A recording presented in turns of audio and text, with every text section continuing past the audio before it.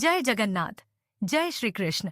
नमस्कार भक्तों, स्वागत है आपका आपके अपने चैनल जन भक्ति में।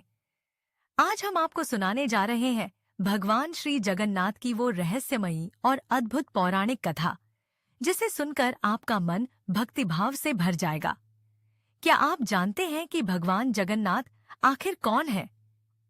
उनका रूप बाकी भगवानों से इतना अलग क्यों है? उनके हाथ पैर अधूरे क्यों हैं? और क्यों हर साल निकलती है रथ यात्रा?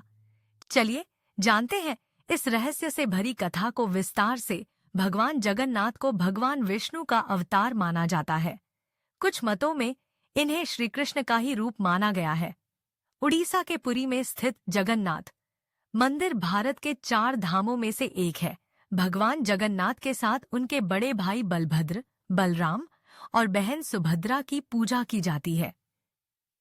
इन तीनों की मूर्तियां एक विशेष प्रकार की लकड़ी से बनाई जाती हैं और ये मूर्तियां सालों में एक बार विशेष नियमों के साथ बदली जाती हैं। इस प्रक्रिया को नवकलेवर कहा जाता है।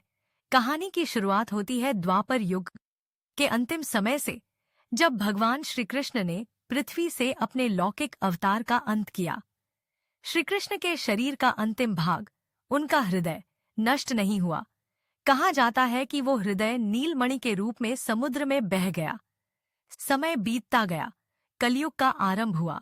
इसी दौरान मालवा प्रदेश, मध्य भारत के राजा इंद्रद्युम्न को एक दिव्य स्वप्न आया, जिसमें भगवान विष्णु ने उनसे कहा, पुरी नामक स्थान पर जाकर मेरी मूर्ति की स्थापना करो। राजा इंद्रद्युम्न ने पूरी सेना और ब्राह्मणों को साथ लेकर नीलांचल पर्वत, वर्तमान उड़ीसा की ओर प्रस्थान किया। वहां उन्होंने समुद्र तट पर एक चमत्कारी काठ, लकड़ी देखा, जो स्वयं समुद्र ने बाहर निकाला था। माना जाता है कि ये वही दिव्य नीलमणि था जिसमें श्री कृष्ण का हृदय समाहित था। जब उस दिव्य लकड़ी से भगवान की मूर्तियां बनानी थीं, तब कोई बढ़ई तैयार नहीं हुआ। तभी एक रहस्यमयी वृद्ध ब्राह्मण प्रकट हुए और बोले, मैं इन मूर्तियों को बनाऊंगा, लेकिन एक शर्त है, जब तक मैं कक्ष में रहूं कोई भी मुझे देखेगा नहीं। यदि दरवाजा खोला गया तो मैं अधूरी मूर्तियां छोड़कर चला जाऊंगा। राजा इंद्रद्युम्न ने शर्त मान ली। मूर्ति निर्माण का कार्य शुरू हुआ। 21 दिन तक कोई आवाज नहीं आई, कोई हलचल नहीं हुई। रानी अत्यंत चिंतित हो उठी, कहीं ब्राह्मण जीवित तो हैं? रानी के आग्रह पर राजा ने दरवाजा खुलवा दिया। जैसे ही द्वार खुला, वह वृद्ध अदृश्य हो गए। वो कोई साधारण व्यक्ति नहीं, स्वयं भगवान विश्वकर्मा थे। उन्होंने अधूरी मूर्तियां छोड़ दी थीं, जिनके हाथ पैर पूरे नहीं थे। राजा ने बहुत पश्चाताप किया, लेकिन स्वप्न में भगवान जगन्नाथ ने कहा, हे राजन, यही मेरी लीला है। मैं इसी रूप में भक्तों को दर्शन देना चाहता हूँ। मेरी यही मूर्ति जन कल्याण के लिए स्थापित करो। इसके बाद भव्य मंदिर का निर्माण हुआ। भगवान जगन्नाथ, बलभद्र और सुभद्रा की मूर्तियां स्थापित की गईं और विधिवत पूजा शुरू हुई। माना जाता है कि मूर्तियों के भीतर भगवान श्री कृष्ण का हृदय स्थापित किया गया था। इसे ब्रह्म पदार्थ कहा गया, जिसे मूर्ति निर्माण के दौरान लकड़ी के भीतर छुपाया गया। पुरी मंदिर में आज भी कोई मूर्तियों के अंतस्थ भाग को नहीं देख सकता। जब भी नवकलेवर होता है, तब उस रहस्यमयी पदार्थ को मूर्तियों से निकालकर नई मूर्ति में स्थानांतरित किया जाता है, पूरे रहस्य और गोपनीयता के साथ। हर वर्ष आषाढ़ मास के शुक्ल पक्ष की द्वितीया तिथि को भगवान जगन्नाथ, बलभद्र और सुभद्रा अपनी भव्य रथ यात्रा पर निकलते हैं। इसे जगन्नाथ रथ यात्रा कहा जाता है। इस दिन भगवान 3 विशाल रथों पर बैठकर अपनी मौसी के घर गुंडिचा मंदिर जाते हैं। लाखों श्रद्धालु इस रथ यात्रा में भाग लेते हैं। कहते हैं कि स्वयं भगवान रथ खींचने में सहयोग करते हैं।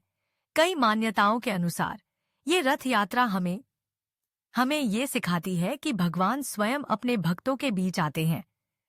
वो राजमहलों तक सीमित नहीं, बल्कि आम जनों के कण कण में विराजते हैं। पुरी का जगन्नाथ मंदिर कई चमत्कारों से भरा है।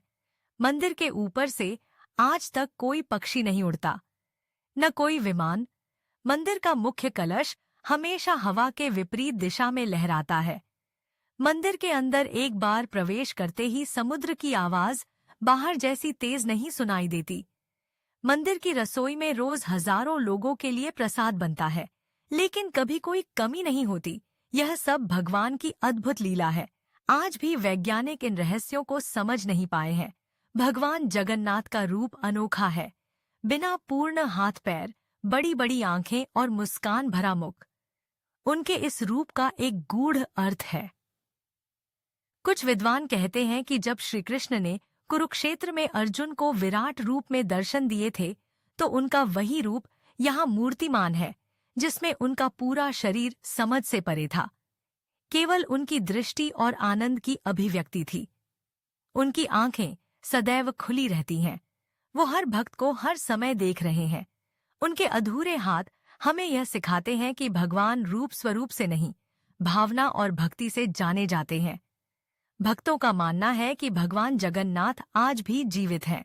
नवकलेवर के दौरान जब पुराने मूर्तियों से ब्रह्म पदार्थ को निकाला जाता है, तो वहां किसी को नहीं जाने दिया जाता। जो सेवक यह कार्य करता है, वह आंखों पर पट्टी बांधकर नियमों के साथ उस कार्य को करता है। उसके बाद वह सेवक जीवन भर मौन व्रत ले लेता है। ऐसी रहस्यमयी है भगवान जगन्नाथ की लीला। तो भक्तों, ये थी भगवान जगन्नाथ की वह पौराणिक कथा, जो रहस्य, भक्ति और चमत्कारों से भरी हुई है। भगवान जगन्नाथ के दर्शन मात्र से सारे पाप नष्ट हो जाते हैं और जीवन में सुख, शांति, मोक्ष का मार्ग प्रशस्त होता है।